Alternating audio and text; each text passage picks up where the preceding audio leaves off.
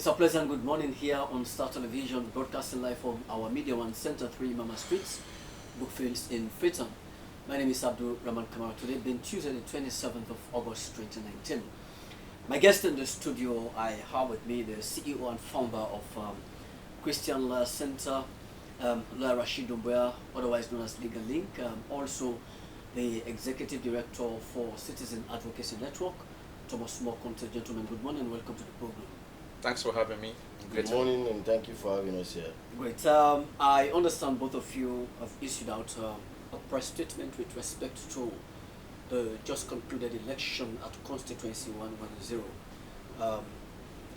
where the National Electoral Commission did a cancellation for the entire election process, for which you've expressed your opinion as to whether they have the statutory mandate in the first place according to Legal Link, questioning their statutory mandate as to whether they have one to actually have done what they did in the first place.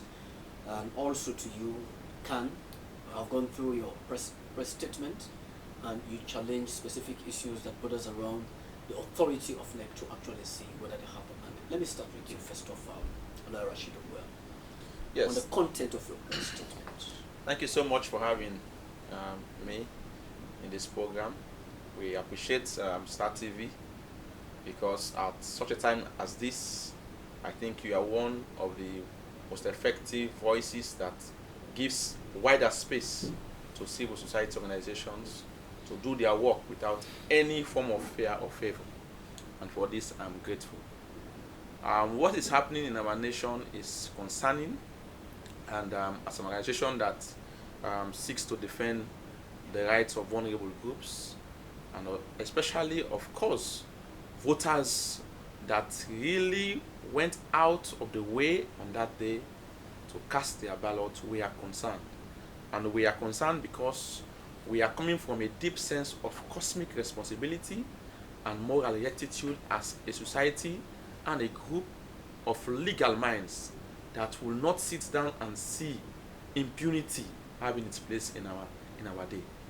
And we believe what NEC has done, if not challenged, will not only be a bad precedent, but it will also affect the body politic of this nation in the years to come. And this is the thing we are against, because our nation seems to be very comfortable these days with all wrong precedents that have been set. And when a society sets wrong precedent down the line, and it's not challenged, it becomes over time the law. And then any other government, succeeding government, might just use that to destroy the body politic. And that's why it is incumbent on all of us to rise up and challenge anyone, including state institutions, that dare to cross the line and act act out of illegality. And let us be very united about this. It's not about politics, and say it in the face of NEC that what you are doing is not only bad, it is unprecedented, and it will be chaotic down the line. First of all, we made it very clear in our press release. Apologies Yes. for both of you. The question that many people will want to ask is this: there are legal retainers at the National Electoral Commission. Maybe the decision of NEC should have been better informed by the advice of those guys. Yeah, I don't really understand what is happening. It seems as if there is some gap in terms of legal, professionalism and advisory council in NEC. Because trust me, for NEC to have the effort to do what they are doing, and let me say this clear, even before the elections, what they did also in their public notice, telling us that they will not be counting the results at the distance center, but at their national data center in Wellington, was also a violation of the Public Elections Act. So it's not uncommon. They've been used to it, and it's so sad that we are all keeping quiet. And I told the Bar Association, this is something we should all join together and challenge. We should not be sitting now and seeing an institution becoming like a goddess in our nation, becoming like a demigod, doing things with impunity and abusing processes and laws, and we are looking and pulling our hands. It's not done in the democratic society. What NEC is doing is wrong. There's no law that supports their decision to cancel an entire election. No law. In our press release, we even brought wisdom to them by letting them know all international laws, the regional laws, and the domestic laws that govern elections. And we did a very introspective check on all of these laws and all their provisions. We have never seen one provision that gives NEC an express power to cancel an entire election. No way. You cannot be the ref and the player at the same time. No law will really allow a NEC institution to be the ref and the player. So when you've got an election, if there is a problem, you call the result and you let us know the problem. The losers will go to court and use the evidence you have as problem to let the court now see reason to annul the election. That's how it works. You cannot be the referee and the player at the same time. So it was really wrong. What they have power to do is to cancel the polling station. So the result, so in a way, serving of the political, give them power to say, okay, you know what? If this polling station is where the problem is, we can annul it, we can cancel it, and then order for a rerun.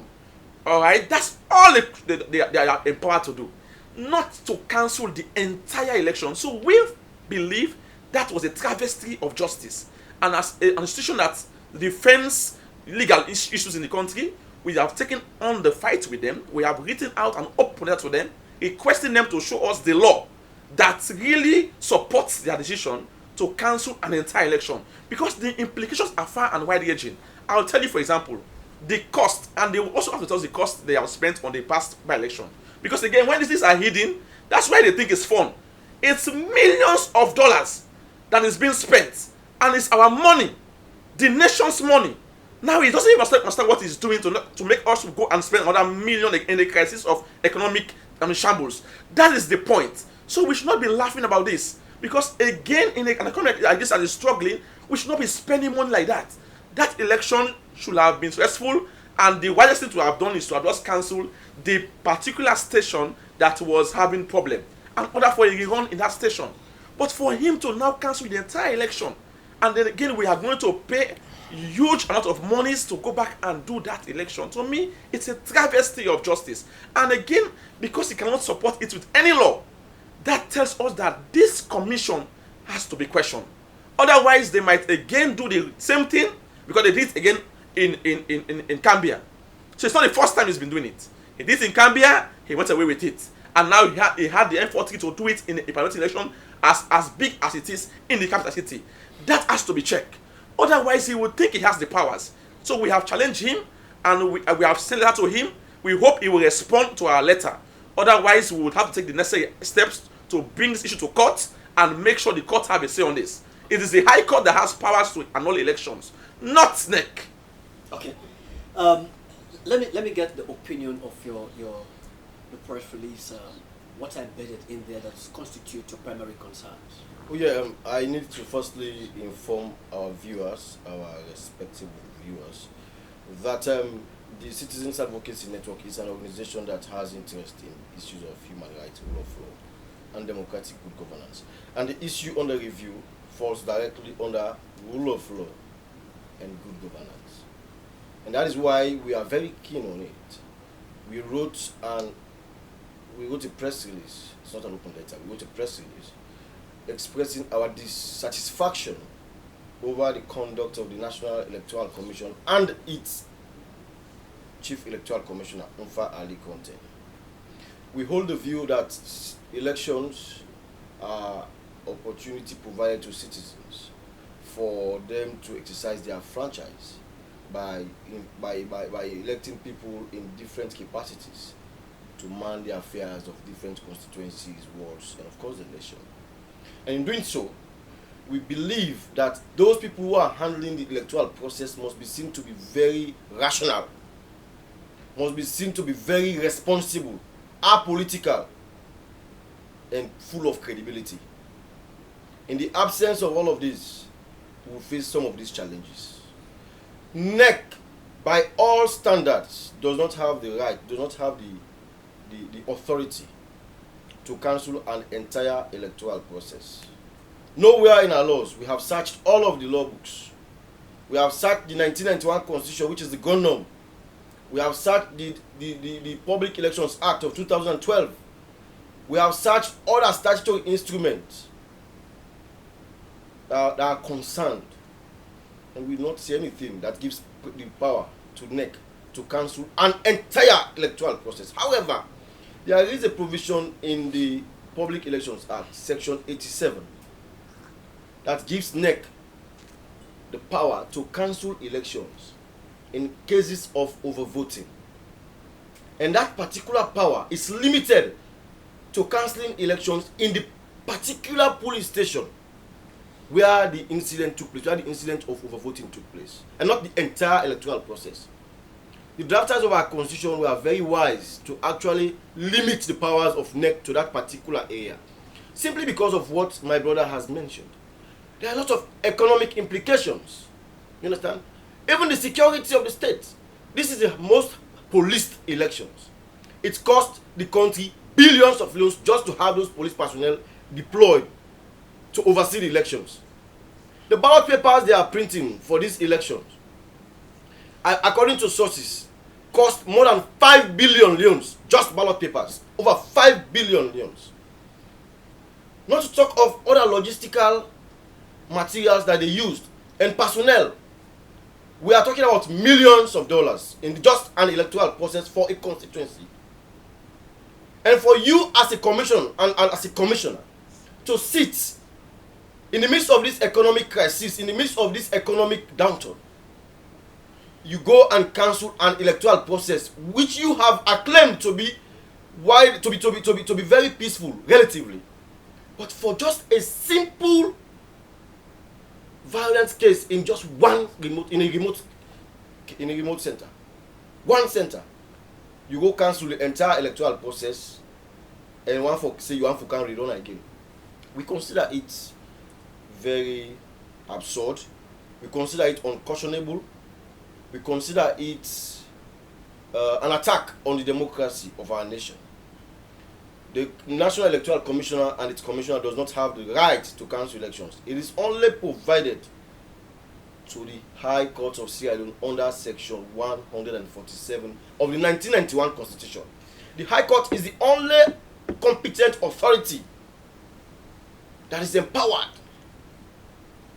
with the power to cancel an electoral process, as we saw in the petitions that we are taking to the High Court, which led to this by-election we are talking about today. It was the High Court that took that decision that that particular constituency had electoral processes, electoral malpractice or whatever, violence, and because of that, it should be cancelled and an election be conducted. Only the High Court and not the Chief Electoral Commissioner or the Commission. So in an instance wherein this thing is done, those of us who have been the watchdog, who have been guardians of the Constitution and the rule of law in this nation, have a cosmic duty to come out and then bring this point to the public. I'll start with you from the point where we've seen video footages of a kind of infraction going on during the polling center, and the surprising thing about it is that even in the midst of OSD officers, yes, still they allow a small group of individuals to actually perpetrate what they did on that particular day. And saddened to know there is also a government official present while all of these things were going on. Let me go over to my technicians before we comment on this. Let's have a quick view on this activity before we can comment quickly on this. Agata in squad and they go so for go destroy people then. Agata in squad and they go so.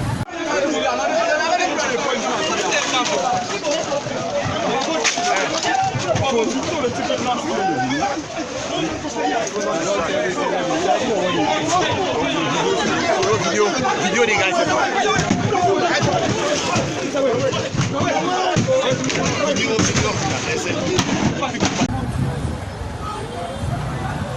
Agata in squad and they go so for go destroy people then. Agata in squad and they go so.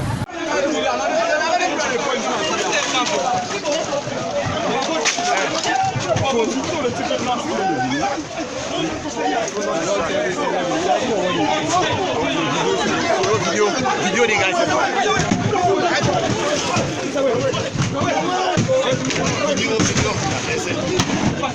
Rashid, you've seen what prevails then. How would you describe such a situation? This is not only sad, but in my lifetime, since I was born, never seen such a display of arrogance, impunity, and wickedness in the face of complicity by our law enforcement agency. It's a disgrace. Let's face it. Sierra Leoneans need to shout at these people and let them know that this is a disgrace. And if we are serious, it is a tester that heads must roll. I expect people to have resigned in the police as I speak to you. Honestly, sometimes out of just just understand that naturally I have failed, just leave the place. It's a disgrace. You can see the complicity, and we should be thankful to the person who videoed this. I'm telling you, because it was a whole controversy. We were hearing all over the place, all kind of noise. People were just counterclaim. So nobody was really knowing or exactly what really happened in that place. But we thank God somebody dared it in the midst of all of this and videoed the scene. So let us know that this was a whole syndicate that included even the police, I'll argue, because we saw them in the video. They were like even enjoying it. It's like a film. They were enjoying it. These guys had the effort to go into the station and take the boxes and just smashing them, and they were looking at them. I was ashamed of my country. I'm telling you, I am ashamed of my country. I'm not proud of my country on this issue. I am not proud. This is a disgrace.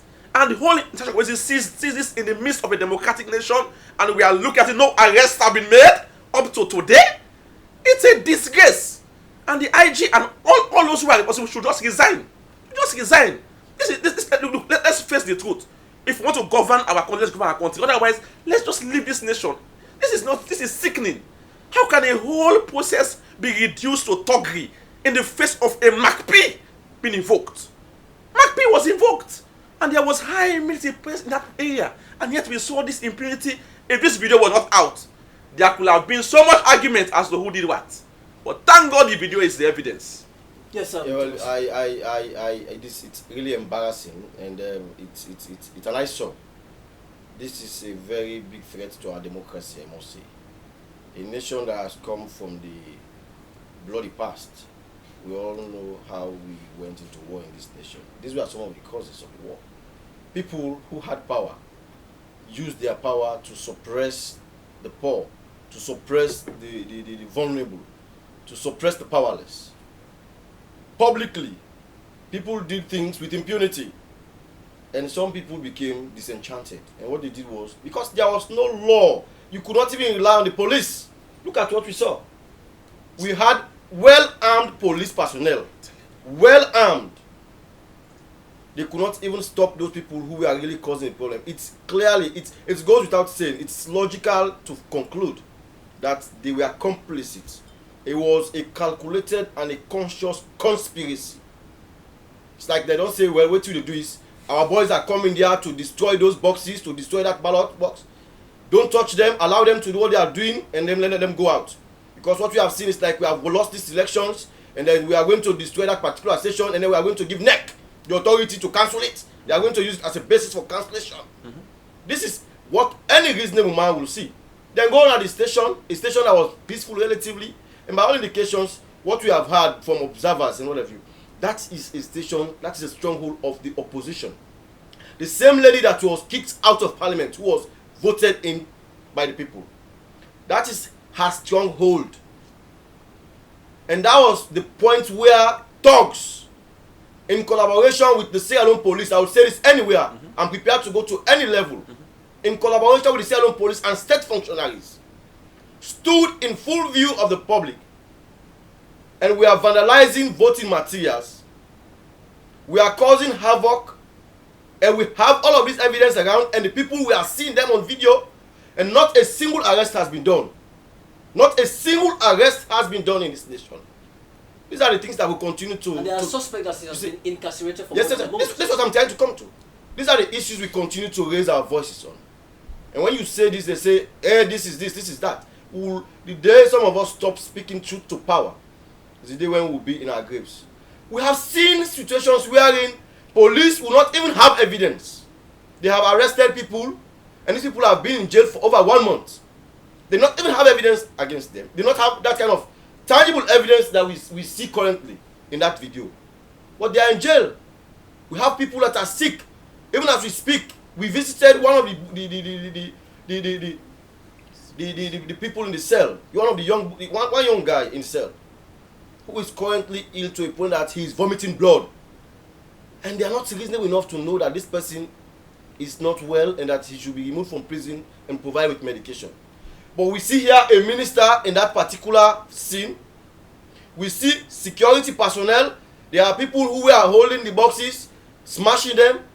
We can identify them. We know them in our communities. Not a single arrest has been done. Not a single statement has been made from the Sierra Leone police. This is an attack on our democracy. And all right-thinking members of society must decry this act of lawlessness, this act of arrogance, this attack on our democracy. Because I believe it is only when we speak this truth. Some people may say we are not connected. I'll connect. Yeah, some man they enjoy it now. And some man that they enjoy. You are connected to one or two people who are really benefiting from this kind of behaviors. Maybe you are connected to the powers that be. You are enjoying, you are just praising, you are just seated there. You don't want Thomas More and others to speak against this issue. But Martin Luther King once said, we are inextricably linked by a network of mutuality, bound by a common thread of destiny. Whatever affects one, affects all. Injustice anywhere is a threat to justice everywhere. You may not be affected directly today. You may not be at the scene. You may not be the person who is being victimized. You may not be in jail because of frivolous reasons. But what would be the case when situation turns and you are affected? All of these issues account for the hardship we have in this country today. People see, the American embassy see. I received a call from the U.S. embassy and other institutions. They have been seeing some of us. They acknowledge the work we do. They know that we are the watchdog. They call to interview. What is my assessment on the security status of the nation? Police brutality, illegal arrest, and what have you, suppression of dissenting voices. I gave them my opinion, my honest opinion, of course, as you know. I know they miss me words on the issues. It was a telephone conversation. I don't know the person. He called me from American embassy, and I received another call from that. So what we do is, when we continue to bring out these issues, these are institutions that are in country. They are intelligent. They are decent people who continue to view what we do. They continue to observe the process. And they take notes. What they do is they send their report overseas. The other day, then go to the point that they get calls for write a press release informing people enough for carry this country. Or if they come, they will be careful of the kind of country they come into. Not only U.S. Embassy did that. The British High Commission did that. The European Union did that. These are the factors that continue to undermine the economic growth of this nation. These are the factors that continue to drive tourists and investors to come into this nation. But we don't have people who think about these things. That poor man, where they sit on the Tawapa, APC, SLPP business, we don't want Thomas More for speak on issues. They are where they suffer. I call them the suffer posh. These are the right people. These are the people that we consider to be suffer posh. You they suffer. You don't have food to eat. You continue to live in a deplorable condition, but you don't want people to speak truth to power. And it is wrong. NEC must be responsible. We have seen situations in which electoral commissions have plunged nations into conflict. We have seen situations in which, as a result of the action of one individual electoral commissioner in Kenya, thousands of people died. We have seen Nigeria. We have seen in different countries. We have examples of situations wherein one person caused a civil unrest which caused havoc on property and lives. In this nation, what we have started seeing is an attack on the security and well-being of the citizens through a state institution, a state-sponsored institution, NEC, and let me not just say institution, the Sierra Leone police. And what we are going to do is, some of us will not stop at any level to ensure that we pursue this act of lawlessness and to bring sanity in the heart and minds and in the body politics of this nation. We are going to explore all legal remedies. We are going to work within the ambit of the law to ensure that this travesty of justice is corrected, because it is only when we take some of these steps that people will start taking people for people serious in this country. Not all of us are sheeps. Not everybody in this country are sheep. Not everybody are sheep. We just they follow. Everything like that. Some of us have critical minds, and I'm not too bothered. That's why I don't even go to their offices or what have you. I need to go and liberate to nobody. What we believe in is we have a cosmic duty. What we do is for God and man. Okay. And because you want to work for God and man, you have a duty to speak truth to power, no matter the circumstances. Though it may be challenging, you have attacks all over the place. But for God's sake, neck. It is clearly spelled out in the Constitution, in the Public Elections Act. You don't cancel everything. We saw how the elections in Tonkolimba were so disorganized. We had 2 different ballot papers. We had people coming with ballot papers in 2018 to vote in an election, in 2012, to vote in an election conducted in 2018 or 2019.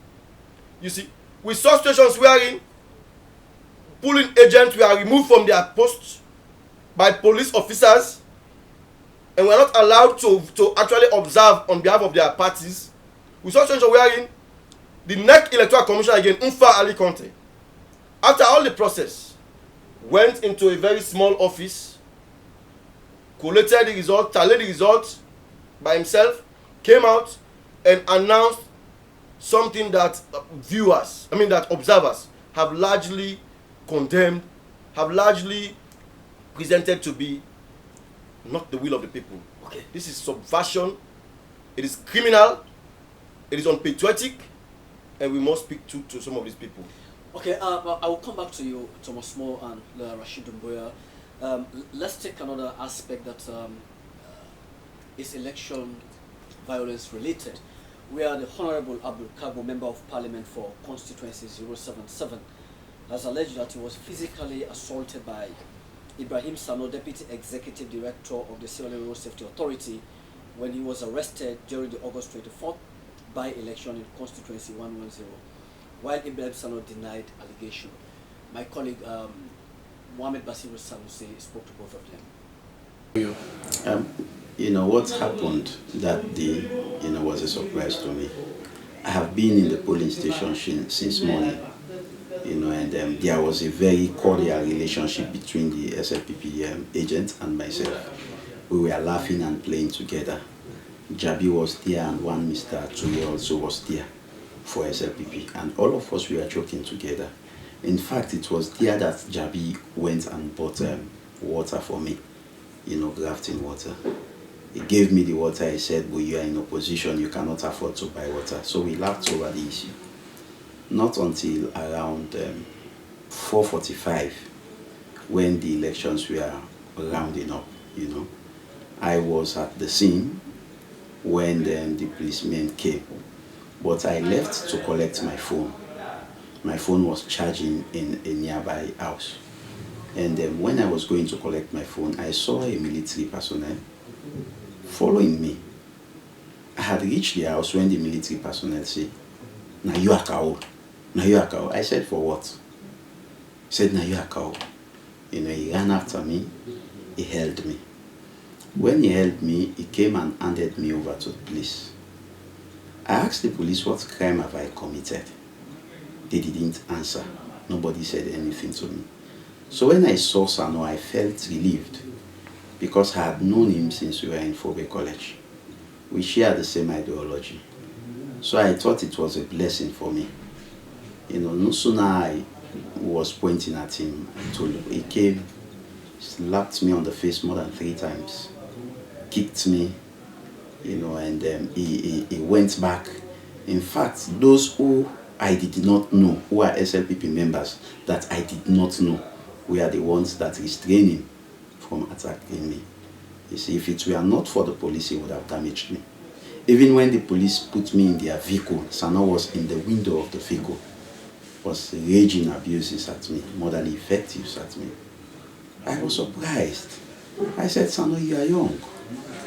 We have more years on planet Earth, so we should be careful of what we do now."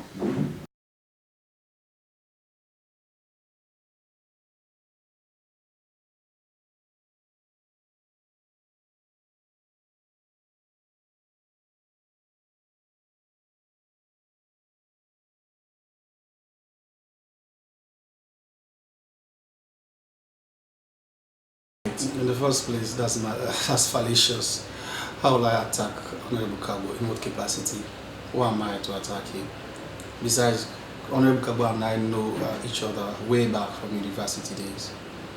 From the mid-2000s, we share the same ideology. I met him there, and I met him arrested. I was even the one who pleaded, because I met him, he was soaked, his trousers. He had a sandal on, he had a trousers and a Lacoste. So he was soaked onto his knee. So I was curious to say, my first thought was whether he's involved in any altercation or fight. So I got worried. I said, hey, comrade, what happened? You know, it was like, hey, no, and the police said, go. I said, no, what happened? And so there was a military police standing by him, said he was caught in a swamp, running away. I said, what happened? So because of that, actually some other thing happened, because there was a lot of other issues going on. We were standing way up, away from the polling station, because we were prevented not to go into the polling station. In fact, at some point, I only I was just busy this fast. I think Star TV must have that, get some footage, because I think there was a Star TV fellow there, black in complexions, because he even saw me trying to disperse some crowd when there was some tension. Sandwiched by police officers and the military police. So how will I just move past those people and go slap him? That's fallacious. I didn't slap him. I didn't even raise my hand at him. All I said to him was, hey, comrade, Boyisef, I'm surprised at you. Because I saw him soaked to the knee. His sandals were soaked with mud. And the military police said they caught him in a swamp running away.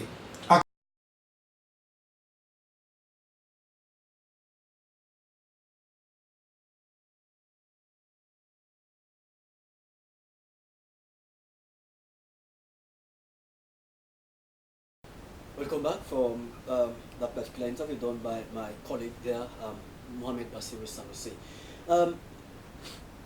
It was more, especially more difficult to understand.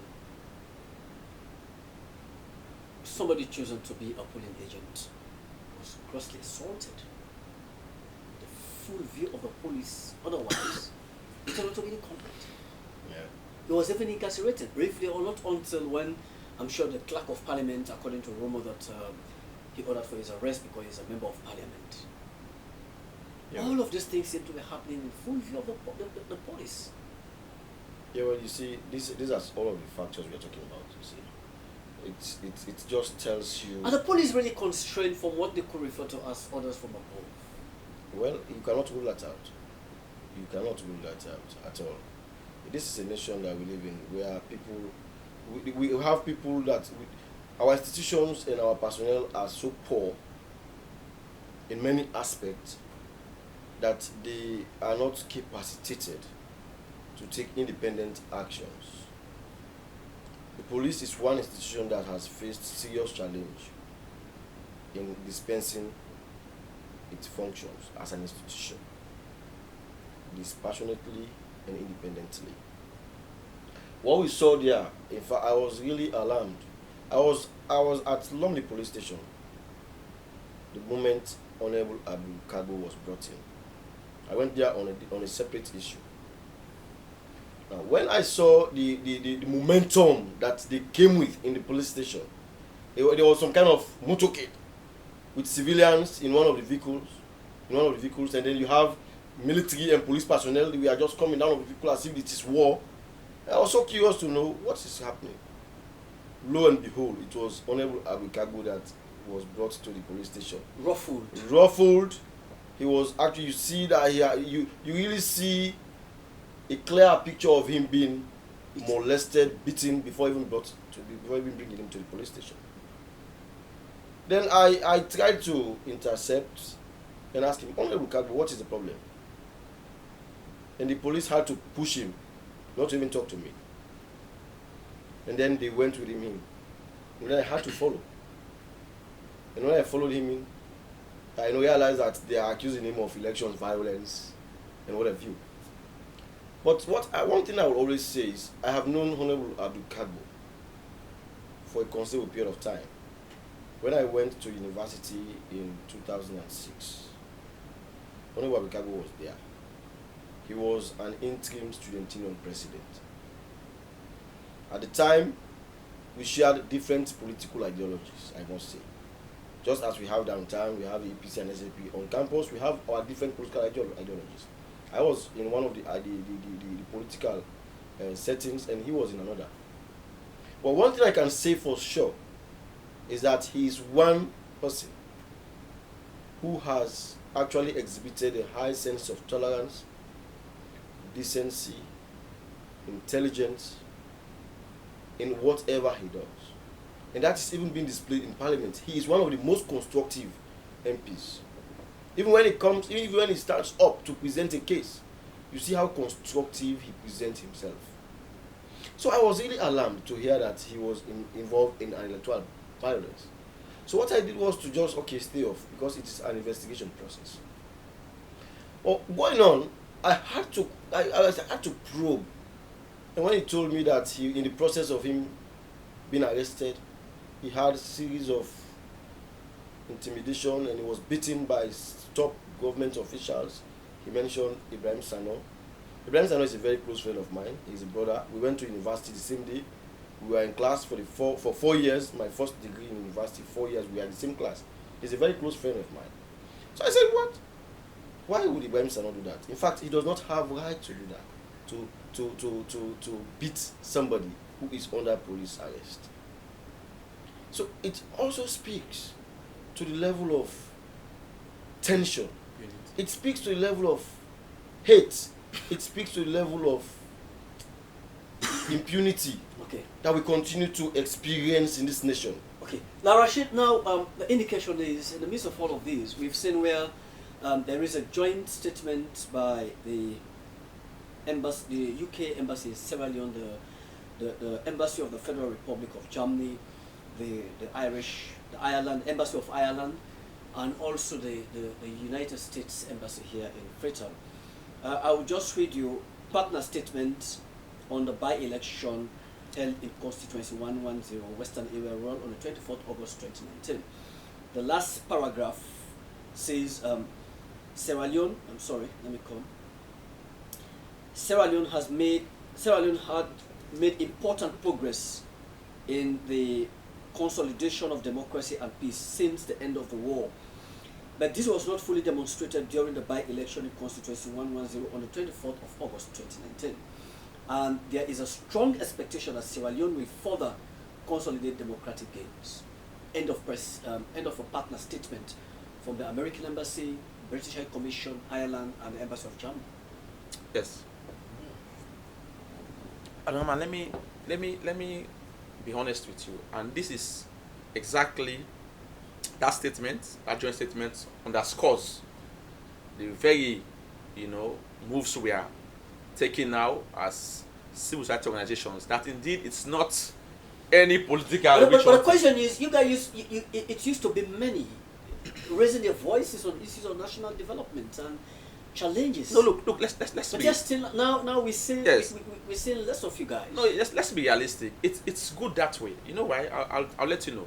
If you are in this for gain, for political considerations, for monetary considerations, it's a matter of time. It will show. There will come a time when the testing will be evident and you will not dare to stand. So this underscores that we are not here for political considerations or gain. We're just here because of love of nation and love for democracy. This is the only country we have. We cannot sit down and see this country go down to the abyss. It's wrong. And the joint statement underscores exactly what we have said.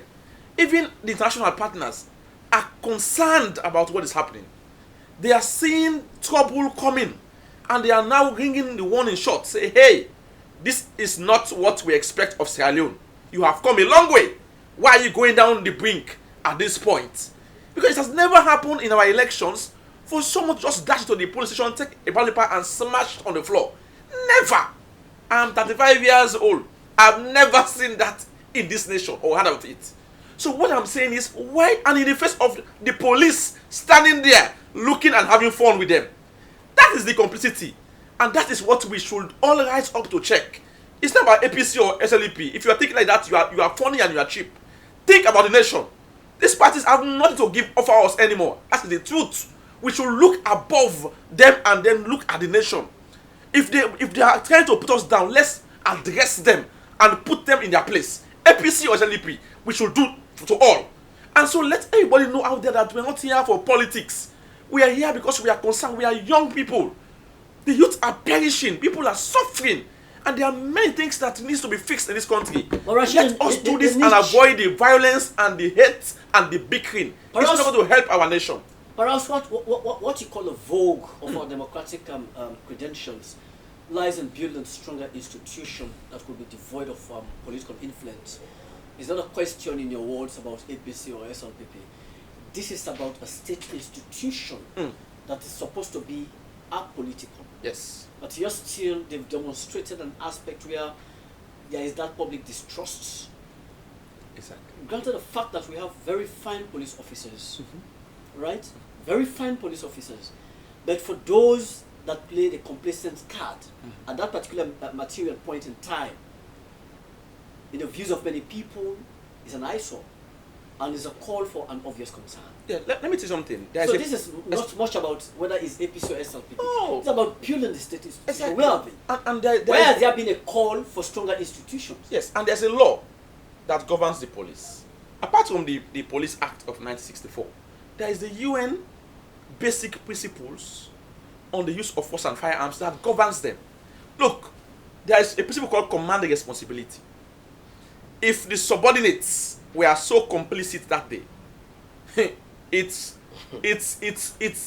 indicates that some command responsibility. And the IG has not done anything about that. Yes, and up to date, no comment has been made by the IG, no suspension, and of course the perhaps the AIG or so who was responsible in that zone. Nobody has. So it shows that in a way their reticence, their omission to rise up and bring to book those who were on the ground clearly indicates, and I will speak from a legal perspective, a conspiracy on the part of the IG and all those who are managing the police force in this country. And I'm telling you the truth, it's time for the nation to rise up and demand a resignation. Look, this is not about politics. If this continues and this goes on unfettered, unquestioned, they are being emboldened and they will do more when it comes to the national elections. This is a watcher, and I'm calling all Sierra Leoneans. Let us put politics aside. Our institutions like the police and NEC should never be unprofessional like this. They should never. And let us call things by their name. If it's APC that was in power, we should do the same thing. So it's not about APC or SLP. It's about our institutions. And very soon, myself and my colleague here, we are going to hold a joint press conference on this, and we are bringing out strong demands. And if they don't hear to us, we will go to court, and then even to the ECOWAS court on this issue. Okay. And we are ready. I put forward a very common question to both of you guys. Now, we've seen the cancellation of these elections, and the initial understanding here is that somebody somewhere might have taken the lead based on the two candidates, either the APC or the SLPP or the NJC. Given the fact that somebody was leading at the first phase of this by-election, in a situation where it is now being cancelled, and the outcome of the result goes otherwise, what would be the emotional feeling of the emotion of the other candidate who believed that he won that particular election, but she, because I'm sure both of them are women from the APC. Three women and one man. Good. She felt Well, deprived you of the see, outcome of that particular Abdulman, election. There is what is known as infantile disorder. Infantile disorder. When you say infantile disorder, it's like when you have a child at home. You continue to suppress the child wants to do something, you suppress the child wants to go out there, you refuse the child going out. Because of respect, the child obeys. There will come a time when the child will have an outburst. And when it happens, what you know what they do? They begin broke the glass cup there. They begin broke the all the things, they go broke the television in screen, they get tendency for that, they give stones all over the place. You say, I'm not happy in protest. That is something that is not inevitable, that we cannot rule out. Now, when you have a system in place, in the first place, Kadi Davis, who was, of course, in Parliament, was asked out of Parliament through a court ruling, which is, of course, still questionable by a lot of observers. People still hold the view, in fact, that even the judicial system was influenced in all of that in favor of the government of the day. These are things we need to be saying. Yeah. Everything, we have bottled that up as a nation. We said, okay, let us respect the court for the sake of respecting institutions. Now let us have an electoral process. Sierra Leoneans, right-thinking members of Sierra Leoneans, the way they sense and complete in their head, and we get to the level of credibility. We are expecting that the electoral process that is to be conducted will be very free, fair, credible. That will create a platform for people to attain the office legitimately, since it was firstly presented to be very illegitimate. Now when you have that, and there is this rumor that was going on that, of course, in the polls that came in, the candidate that was asked out of Parliament was leading, no matter the margin. And then you now have people, seeing ministers, you have directors of different institutions, you have the Sierra Leone police, and you have thugs vandalizing ballot papers in the stronghold of that particular person who was asked out of Parliament. And then what happened? You have NEC, Chief Electoral Commissioner, go and call a press conference and say, because of that isolated incident of violence, though all other police stations were peaceful, elections went on quietly and well. We have over 145 polling stations, polling centers. Because there is a difference between a polling center and a polling station. The center is the overall, is the biggest unit. Whilst you have stations in each center, you have about 5 or you have 10 centers in each, 10 polling stations in each center. We have over 145 polling centers, not stations.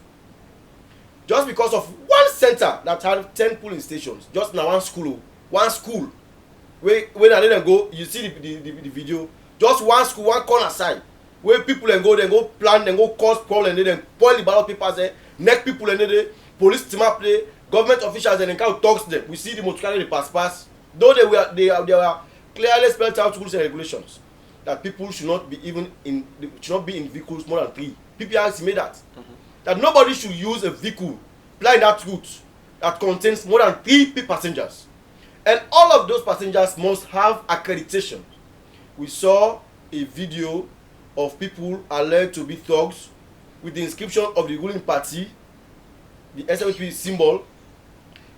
There is this popular guy that is going, this famous guy, I don't want to say popular, because there's a difference between popular and famous. There is this famous, notorious guy known as Arata. I don't want to call his name because he deserves to be poisoned. Arata people are poisoned and die for food. Who was going all over the place. The guy does this thing with impunity. He enjoys the security of security personnel. People that are paid by the taxpayers went there, vandalized everything. And then what now the commissioner did was, because of that incident, though the elections were relatively peaceful all over the place, I'm going to cancel the election and ask for a rerun. And you have people in this nation who are right thinking. And then they expect some of us to sit and say, okay, yes, no allowance. It is an insult to the collective intelligence and conscience of Sierra Leoneans. Some of us will never succumb to some of these issues. Okay, this is a recipe for chaos. Well, Rashid, I'm sure you and Thomas Moore, we're anticipating having a very fine day today at 5. Because us here, we believe speaking on the interests of the common people. And that's our creed. But given the fact that the situation as it is, let's go religious a little bit. Maybe the hand of God will come upon us and see how we can behave ourselves and try to do things. The International Full Gospel Fellowship Cannon Hill Ministry has on Sunday, August 25th, 2019, held an ordination ceremony for Prophetess Gladys M. Samai into full ministry of the Lord Jesus Christ under the IFGI Cannon Hill. Here is a report. According to Pastor Momodu Samai, ordination generally involves leaders or an institution who grants authority to a church leader. This includes the ordination of pastor, deacon who is given the authority to lead. He maintained that ordination has two important undertakings. Firstly, some were ordained in the sense of being set aside by God, citing the life of Joseph in Acts 7-10, stating Joseph was ordained or set apart as a ruler in Egypt. Hi, my name is Pastor Mambut Samai. Today we have a very wonderful occasion in our church, IFGF Kion Hills. We have a pastoral ordination of prophetess Gladys Samai, who is my wife. For 3 years she has been in the Bible school, and she completed Bible school early this year. And she has been supportive of my ministry over 7 years, and we have been laboring, we have been working together. And she's a professional nurse, but she could not assume nursing responsibility, but she has been in support of my ministry. Last year I was in Japan in the study, and she had to take care of the church, and very, very successful. So we had a revival 3 months ago when a prophetess also came up with a prophecy that she is commissioned to minister to the world. And so today we are fulfilling that commission through pastoral ordination, which has been very, very graceful today. So we want to thank you for coming. We want to thank our congregation for their prayers, and all the churches that have that came to patronize with us today. Thank you so much. The second aspect, according to Pastor Samai, was to use the Old Testament involving the appointment of leaders, adding that God has given elders to his church because he loves his people with the intent to make the love of God visible and tangible for believers as spiritually nurtured. Once you are going today, focus the people to Jesus. Present Jesus to them. And make sure say you place the word of God before them. Let the word of God be at the center. Because even tomorrow, here is not your place. Here is not your final place. You will leave this place. But the one way you give them, it will abide forever. As Proverbs says, buy the truth and sell it not. Only the truth and will make the truth. Hold on the truth unto the very end. Now, you get to run at the interior parts there. But preach the word of God. You know, they say, no, I never go there. You see, where I am. And the boss said, no, they bring me here. Nobody will bring me here.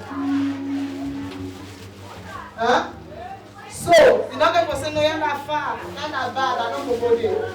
And now let you be a ready-made minister of God. Many ready-made pastors that today I see today. People, they perish. So you don't give your life for the Great Commission. Bible says, go to all nations. In fact, Jesus will never come until the gospel reach to the utmost part. So you therefore kill yourself. Now we go. He revealed that ordination is important given the spiritual care of God's people and the importance of a sound teaching and recognition of man's calling. Ordination ensures a measure of fair and objective standard by which man's calling is tested and recognized in terms of his gifts and characters, and provide an important measure of safety to the flock, so ordination protects the sheep. Compiled by Abdurrahman Kamara, Francis Horton reporting for Stan. Welcome back from the break. We don't seem to be having much time left here in the studio. Rashid, what could be your recommendation as we move forward, and perhaps the further stance that your organization might want to pursue in relation to what is currently happening? Yes, Thomas Moore. Yeah, thank you very much. You see, we believe that this country is governed by laws, and what we are going to do is to use all legal remedies available to us to ensure that the right thing is done. Because it's only when we have a state that respects the laws that we will have peace and justice. So we intend to have, we are contemplating on the joint press conference. We are going to have a joint press conference with Legal Link on this matter, and we are going to bring out our points. We don't want to divulge the points that we'll be presenting to the public yet, because this is a matter that we intend to take to the highest of levels. We are going to use all remedies available to us as civil society activists or as advocates for the people's rights and for the laws of this nation, to ensure that people respect the people of this country, people in offices, the Chief Electoral Commissioner and the National Electoral Commission, the Sierra Leone Police, respect the will of the people of this nation and stop treating people with disregard, insulting the intelligence of the people. We believe in the Latin maxim which says, Fiat Justitia Ruat Colloquium, which means justice must be done, though the heavens may fall. Does not necessarily mean your paymaster should win. Does not necessarily mean you should always satisfy your paymaster. Those are people that are credible in public service. Because it is only when we have credible people in public service that we have things done in the right way. In the US and other countries, advanced civilized countries, a public official has resigned from job simply because he came late to answer to questions in Parliament. In his heart of heart, he had the conviction that it was a blunder. It was irresponsible of him to have done that. So he resigned after that particular sitting. Here is a circumstance where police personnel were there in full view.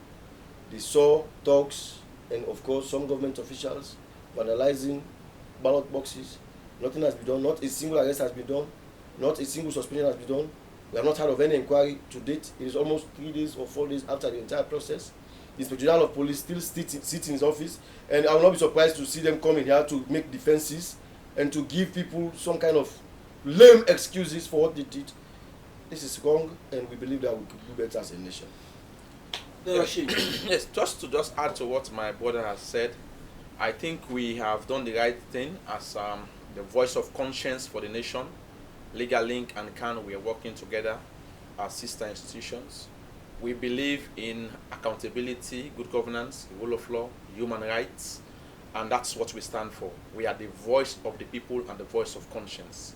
We are not looking for any political considerations. We are doing this for love of country and nation. Now, we have sent a letter officially to NEC asking the commissioner to give us, so we have given him a second chance. Perhaps in the first press statement that they made, it was an oversight. Maybe they had the law and they never saw the need to reference it. So now we've said, so it's not a mistake. Yes, maybe you made a mistake. So we have given you a second opportunity. Sir, reply to us and let us know the law, the specific law that gives you the power to cancel an entire elections. So we are waiting for the reply. In 2 days' time, if we don't hear the reply, we are having our joint press conference and we'll take it from there. The nation will hear from us the steps, the ultimatums, and then definitely what will follow, the legal remedies that will also pursue. Because we want to make sure that this precedent does not hold. We know this is going to cause danger to the body politic. Any succeeding government will use it in geometric progression and worsen the situation. That's not what we want. So we are doing this in good faith. So if you're out there and you are being told rubbish, just wind your mind. We are not here for politics. I'm an international lawyer. I have jobs. I can go to any country. I can survive. So there is no consideration other than the love for my country. Understand and don't be carried with political nonsense that they are saying. Our country is going down and we must rise up and stand as people to make sure this country, which we have suffered for, continue to be hailed out there in the international community. We are going down. Okay. And if APC is in power, we will do the same. Certainly. So there is no constitutional politics. We have called upon him to give us the law.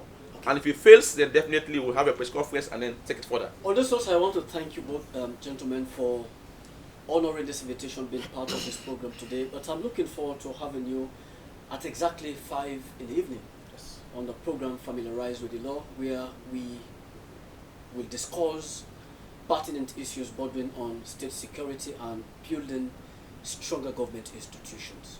Thank you very much, Rashid Ogbeh, and also Thomas Mokonte for honoring this invitation to be part of the program. And that's how I draw the curtain into this edition of the program. My name is Abdul Rahman Kamara. Have a wonderful day.